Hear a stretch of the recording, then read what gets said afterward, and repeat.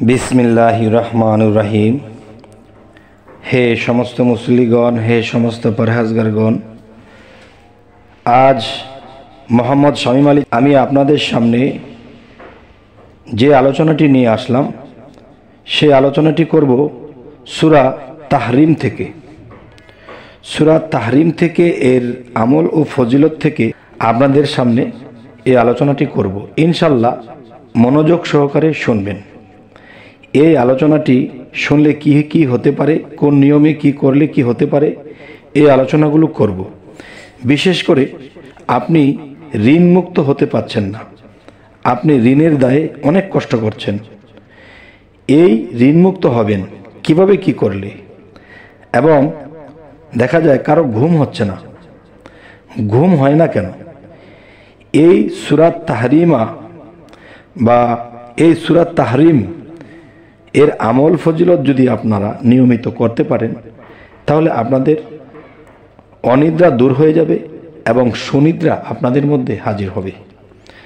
আচ্ছা, আরও একটি বিষয় হলো যে আপনার সাথে অনেক শত্রুতা আছে মানুষের, যে মানুষ এতই শত্রুতামি করতেছে, কিন্তু তারা শত্রুতামি করতে আসবে আপনার কাছে, কিন্তু তারা ব্যর্থ হয়ে ফিরে যাবে।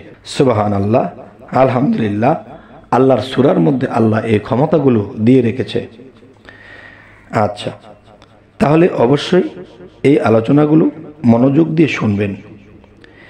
আচ্ছা, এছাড়া দেখা গেছে মানুষ যখন আল্লাহর ধ্যানে বসে বা আল্লাহর নামাজে বসে তখন দেখা যায় সেই মানুষটি ডুবতে পারে না, বিভিন্ন দিকে তার মন চলে যায়, বিভিন্ন দিকে তার মন টইটই করতে থাকে। তখন কিন্তু তার দ্বারা আল্লাহর ইবাদত হয় না, এবং ওরকম মন নিয়ে যদি কেউ ইবাদত করে তার ইবাদত আল্লাহ কবুল করেন না। এরপর দেখা যায় মানুষ ভুলে হোক, জেনে শুনে হোক আর অজান্তেই হোক, মানুষ কোনো ভুল করে ফেলেছে, কোনো পাপ করে ফেলেছে, তখন তার মনের মধ্যে অশান্তি বিরাজ করে। হায় রে, কী করলাম, হায় কত বড় একটা পাপের কাজ করে ফেললাম। তখন কিন্তু আল্লাহ কিন্তু এই সুযোগটি রেখেছে সূরা তাহরিম। সূরা তাহরিম এর ফজিলত ও আমলের মাধ্যমে আপনার সেই গুনাহ মাফের ব্যবস্থাও রেখেছে। তো হয়তো ভিডিওটি আরও দীর্ঘ করব না, ছোট করেই সেরে ফেলব। তো ইনশাল্লাহ খেয়াল করুন, সর্বদা সকাল সন্ধ্যায় সূরা তাহরিম পাঠ করতে থাকলে সহজে ঋণ মুক্তি হয়ে যায়। আল্লাহ অবশ্যই সাহায্য করবেন, আপনার ঋণ মুক্ত হয়ে যাবে। এরপরে বলছি, ধ্যানমগ্ন হয়ে এ সূরা পাঠ করলে তওবা কবুল হয়ে যায়। ইনশাআল্লাহ আমরা যেন পারি, আল্লাহ যেন আমাদেরকে তৌফিক দান করেন। এবং 21 বার এ সূরা পাঠ করলে শত্রু আক্রমণ হইতে আপনারা বেঁচে যাবেন। এবং আল্লাহ বেশিরভাগ দেখা যায় সূরা তাহরিম পাঠ করলে যে শত্রু আপনার কাছে এসে পড়েছে, আপনাকে আঘাত করে ফেলবে, তখনই তাদের মধ্যে এমনই একটা গোলযোগ সৃষ্টি হবে, তখন তারা পিটাপিটি করতে করতে তারা এখান থেকে চলে যাবে। তাহলে এই ঘটনাটি কে ঘটাবে? আল্লাহ ঘটাবে, আল্লাহর সূরার এই বরকতে।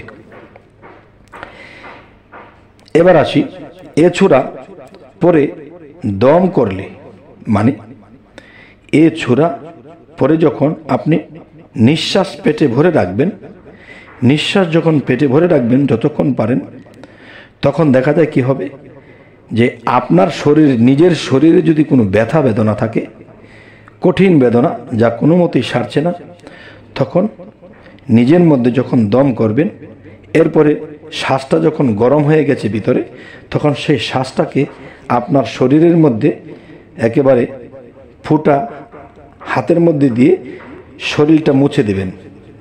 ইনশাআল্লাহ আপনার ব্যথা নিরাময় হয়ে যাবে।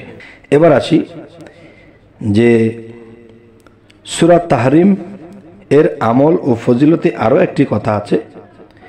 দেখা যায় কোনো মৃগী রোগ খুব ভুগতেছে, সে পানির কাছে যাইতে পারে না, কখন পানিতে পড়ে মারা যায়। এবং মৃগী রোগ কিন্তু পানির মধ্যেই ভয় বেশি, যে কখন তার এই রোগটা উঠে যায় আর কখন পানিতে পড়ে গেলে তখন তাকে বাঁচানো মুশকিল। আচ্ছা, তাহলে এই সূরা আপনারা নিয়মিত যখন পাঠ করা হবে তখন মৃগী রোগ ভালো হয়ে যায় আল্লাহর তাহরিম সূরার উসিলায়।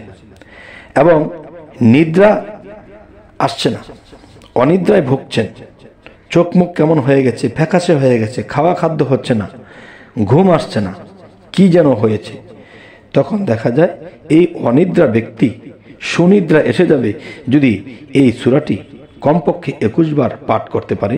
তার নিদ্রা এসে যাবে, আর সেই নিদ্রা হবে সুনিদ্রা। সুনিদ্রা বলতে যে এখানে শয়তানের ওয়াসওয়াসা আসবে না, খারাপ কোনো স্বপ্ন আসবে না।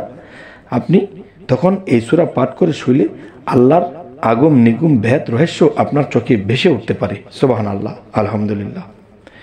তবে যাই হোক, আল্লাহ আমাদেরকে এই সূরা তাহরিম, এই সূরা নিয়মিত পাঠ করা, আমল করা, ফজিলত মেনে চলা আমাদের আল্লাহ তৌফিক দান করুন।